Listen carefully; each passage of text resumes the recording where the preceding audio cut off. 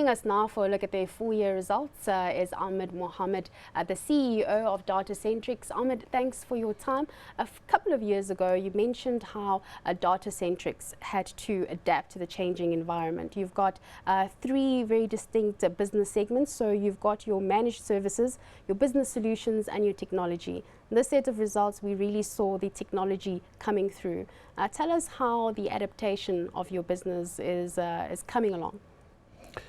Yeah, I think we're quite happy in terms of the positioning of the three segments.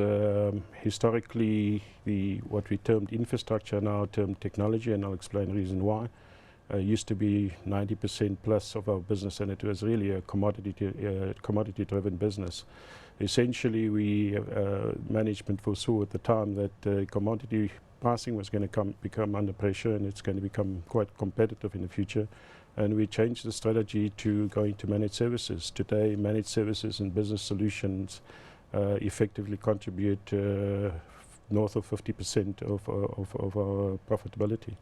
So the change has been very successful, but fundamentally the technology sector has also changed, and it's not just the commodity sales, but it's complex selling into data centers and more complex solutions in that area as well. Is this so? It's just the solutions that you're selling, that you're providing, not the hardware itself.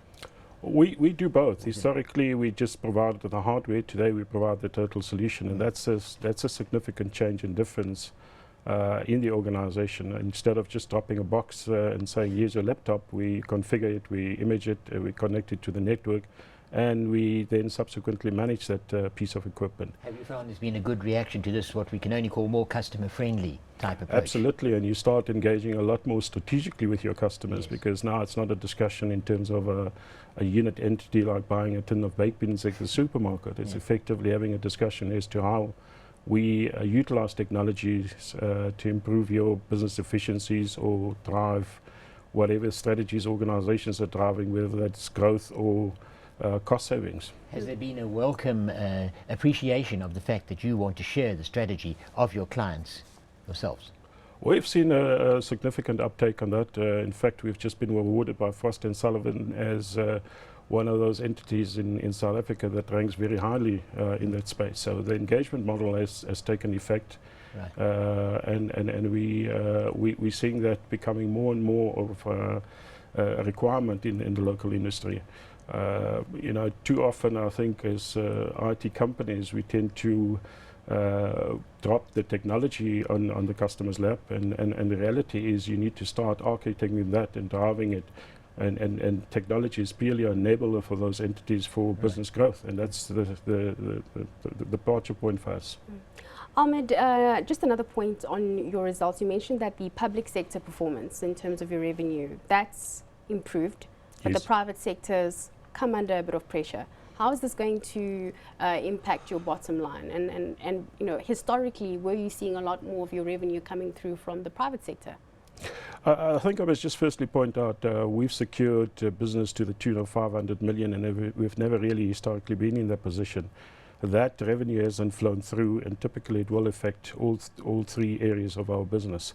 The reality of the situation is, while we segmented in that sort of format, the solutions are very integrated and has an impact on all three divisions, operating divisions. So I think the public sector performance has been subdued for a number of years. We've seen that pick up this year, and in fact we've seen some significant opportunities come through this year, which we on contract phase right now. As far as the private sector, we all know the pressures that the mining industry is facing right now. The telco industry is also in a similar situation where the heydays of having lucrative margins are under pressure, as we all know. So the cost efficiencies are drivers in those industries, and we're seeing some of that effect on the public sector business for us. Can I just ask a question about going back to the public sector? You know, as you say, there's a pickup, a return in that sector of the business now. Many companies have said it's all very well to get the contracts. Getting paid is, however, not quite as easy, or even more difficult. Have you found those sort of challenges? Because that can have a severe impact on the future of the cash flow of the company.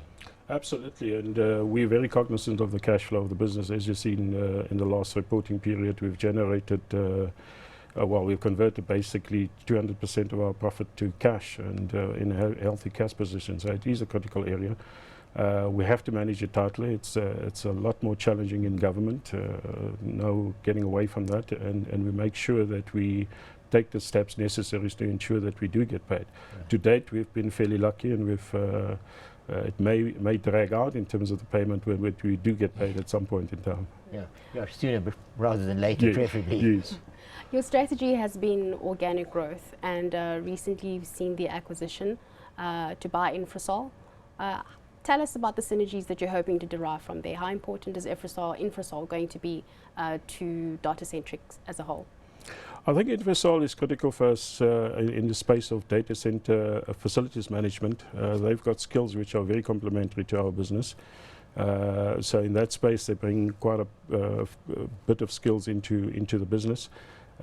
We had two options: either build it organically, and we started doing that.